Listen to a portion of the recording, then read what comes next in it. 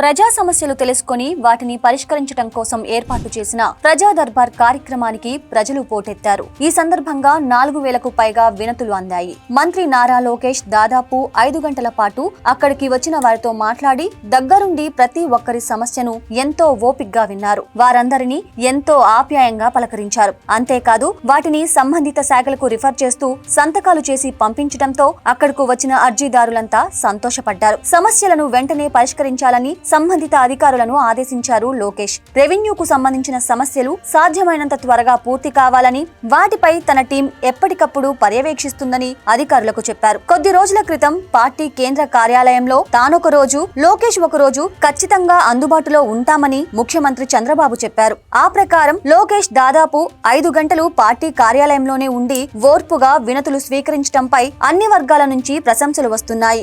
Vote వేసి గెలిపించాక ముఖం చాటేసే నాయకుల్లా కాకుండా లోకేష్ ఇలా అందుబాటులో ఉంటూ ప్రజల సమస్యలు పరిష్కరించడం గొప్ప విషయం అంటున్నారు.